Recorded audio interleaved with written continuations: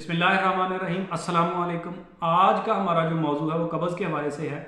इस वीडियो में हम डिस्कस करेंगे कि कब्ज़ किसे कहते हैं, कब्ज़ क्यों होती है, इसकी कितनी इकसाम है और कब्ज़ के लिए हम कौन कौन सी दवाएं इस्तेमाल कर सकते हैं जिससे कब्ज़ का इलाज हो जाए। अगर हम कब्ज़ की माहियत के बारे में बात करेंगे तो एक सेहतमंद इंसान को 24 घंटों में कम से कम एक बार पखाना आ जाना चाहिए। अगर उसको 23-24 घंटों में, जब वो खाना खा रहा है तो उसको पखाना 23-24 घंटों में हर हाल में आना चाहिए। अगर वो 23-24 घंटों में उसको पखाना नहीं आ रहा तो ये इस बात की अलामत है कि इस बंदे को कब्ज़ है। अगर यही कैफियत 2-3 दिन तक चली जाए तो ये शदीद कब्ज़ कहलाएगी।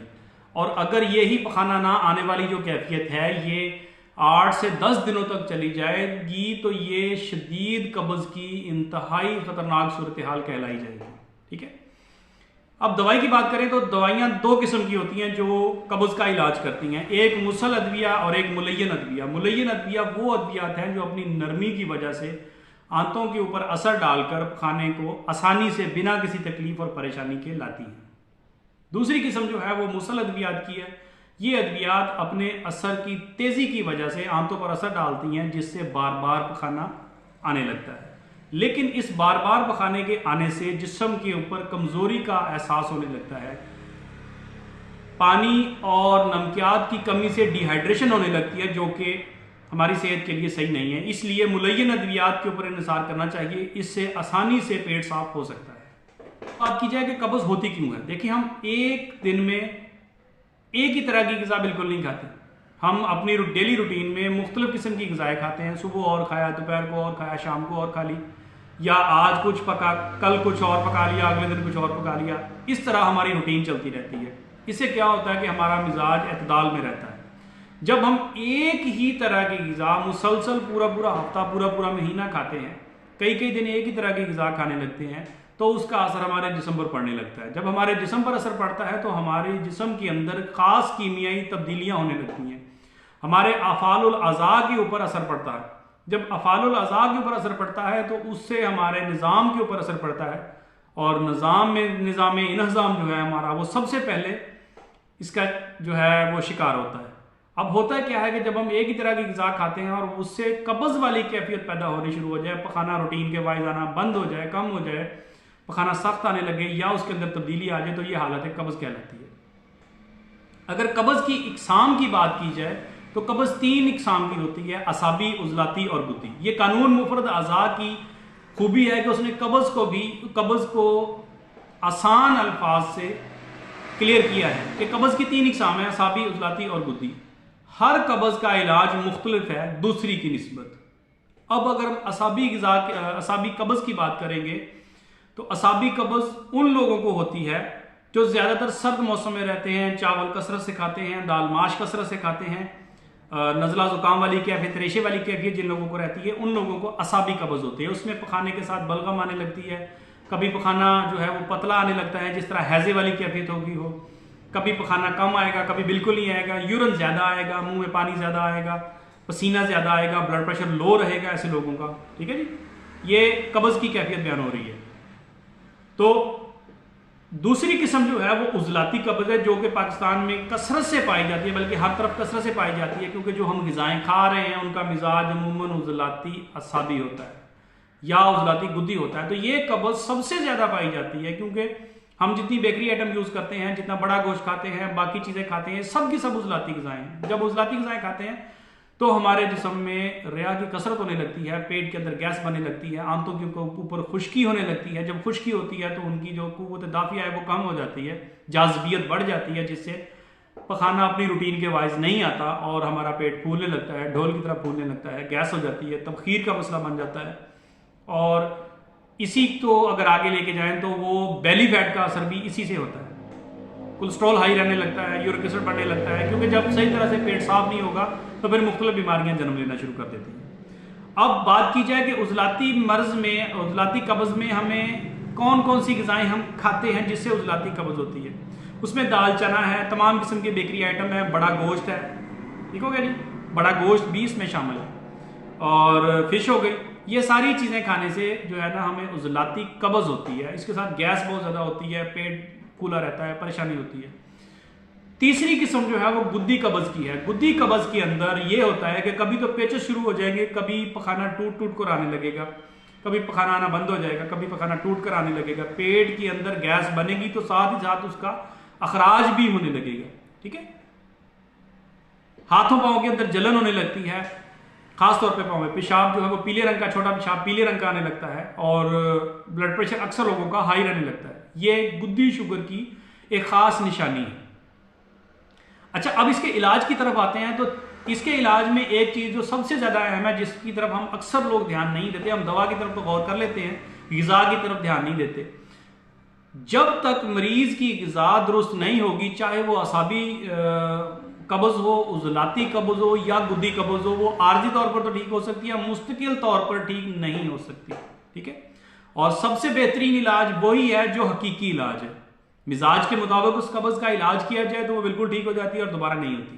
ٹھیک ہے جی. سب سے پہلے ہمیں کیا کرنا ہوگا کہ ہمیں اپنے ڈائٹ پلان کو چینج کرنا ہوگا. اگر ہم ایک ہی طرح کی غذائیں کھا رہے ہیں تو ان کو مکس کر کے کھانا ہوگا. اگر ہم جو میں نے چیزیں بتائی ہیں, ان چیزوں میں سے جو چیزیں آپ کثرت سے لے رہے ہیں ان کو بند کر کے دوسری چیزیں شروع کر دیں, اس سے آپ کی قبض میں بہتری آنی شروع ہو جائے گی. سلاد کا استعمال کثرت سے کریں, جیسے کہ مولی کا سیزن چل رہا ہے, شلجم کا سیزن چل رہا ہے, تو اس کو اپنے سلاد کے اندر ضرور ایڈ کریں. اس سے یہ ہوتا ہے کہ اس کے اندر فائبر ہوتا ہے, وہ فائبر ہماری آنتوں کے لیے بہت زبردست ہے, جس سے پخانہ نرم آنا شروع ہو جاتا ہے, ہمارا نظام ہضم جو ہے, ڈائجسٹو سسٹم جو ہے وہ ٹھیک ہونا شروع ہو جاتا ہے. اب ہم بات کریں گے علاج کی طرف کہ کون سی دوائی کھانے سے ہم ان تینوں اقسام کی قبض سے اپنے آپ کو ٹھیک کر سکتے ہیں. جس کو جو بھی ہوگی, تینوں اکٹھی نہیں ہو سکتی, تینوں میں سے کوئی ایک ہوگی, جو ہوگی اس کی علامات کو دیکھ کر آپ علاج کر سکتے ہیں آسانی سے. جو اعصابی قبض کا میں نے بیان کیا, اعصابی قبض کے علاج کے لیے ایک بہترین چیز میں آپ کو بتا رہا ہوں, اس سے اعصابی قبض فوری بھی ٹھیک ہو جاتی ہے اور مستقل طور پر بھی اس میں فائدہ ہو جاتا ہے. سب سے پہلے کیا کرنا ہے کہ آپ نے بڑی ہرڑ لینی ہے, حلیلہ زرد جسے کہا جاتا ہے, جنگ ہرڑ بھی کہا جاتا ہے, وہ لینی ہے. اس کو لا کے صاف کر کے توڑ کر اس کا چھلکا الگ کر لیں, جو اوپر نیچے گٹلی ہوگی اس کو پھینک دیں, چھلکا نکال لیں. چھلکا اس کا آپ کا کم از کم کوئی 50 گرام کے قریب ہونا چاہیے. اس چھلکے کو پاؤڈر کر کے تو اچھے سے کسی مضبوط ڈھکن والی ڈبی میں بند کر کے رکھ لیں. یہ جو حلیلہ زرد ہے, بڑی ہرڑ جو ہے, یہ اعصابی قبض کا بہترین علاج ہے. جس میں یورین زیادہ آ رہا ہو, بلڈ پریشر لو رہتا ہو, یا پخانے کے ساتھ بلغم زیادہ آ رہی ہو, پخانہ جو ہے وہ لوز موشن کی طرح آ رہا ہو, اس میں یہ بڑی بہترین دوائی ثابت ہوتی ہے. کرنا یہ ہے کہ ½ ٹی اسپون جو ہے, آدھا ٹی اسپون, چوتھائی چھوٹے چمچ سے لے کر آدھے چمچ تک, چھوٹے چائے والا چمچ جو ہے وہ نیم گرم پانی کے ساتھ کھانا ہے. صبح دوپہر شام 3 ٹائم بھی لے سکتے ہیں کنڈیشن کے مطابق. اس سے فوراً فرق پڑتا ہے اور قبض جو ہے وہ دور ہو جاتی ہے. دوسری قسم جو ہے وہ عضلاتی قبض کی ہے, جو کہ بہت شدید ہے, جس میں گیس پیٹ کے اندر بہت زیادہ ہوتی ہے, پیٹ پھولا رہتا ہے ہر وقت ڈھول کی طرح, جس کا میں نے ذکر کیا, اور بندے کا پیٹ ڈھول کی طرح پھولا ہوا نظر آتا ہے آج کل. وہ سارے کے سارے عضلاتی قبض کا شکار ہوتے ہیں. اس کے لیے بڑی بہترین دوائی جو ہے, سنا مکی لینی ہے. پتے سے ہوتے ہیں اس کے, مہندی کے پتوں کی طرح سنا مکی, اوپن سا اسٹور سے آسانی سے مل جائے گی. اور تیز پات لینا ہے. دونوں قسم کے پتے ہوتے ہیں. تو تیز پات کے پتے ہوتے ہیں وہ سفیدے کے پتوں کی طرح ہوتے ہیں, لمبے لمبے. کیا کرنا ہے کہ دونوں پتے لے آنے ہیں, دونوں قسم کے پتے, اور ان کو گھر لا کے صاف کر لیں. صاف کرنے کے بعد ان کو باریک پاؤڈر کر کے کسی بڑی ڈبی میں مضبوط ڈھکن کے ساتھ بند کر کے رکھ لیں. ٹھیک ہے.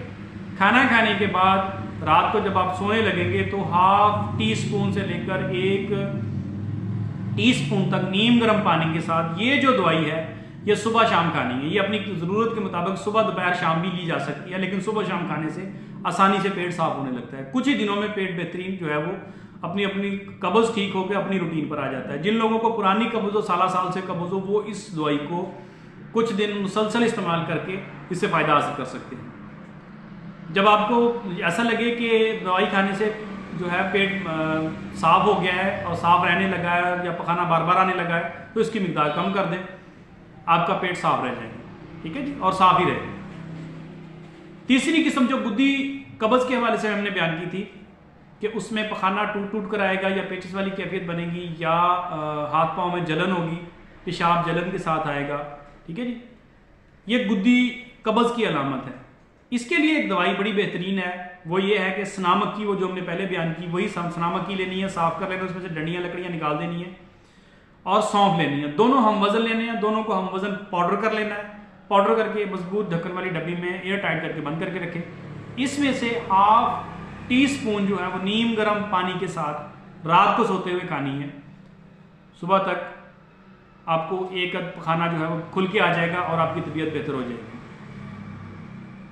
اس کو چاہیں تو زیادہ مقدار میں بھی لے سکتے ہیں، لیکن ہاف ٹی سپون جو ہے اس سے زیادہ نہیں لینا چاہیے، اور کچھ دن تک مسلسل لے سکتے ہیں، زیادہ مقدار میں نہ لیا جائے تاکہ اس سے کسی کو پیچس والی کیفیت نہ بنے.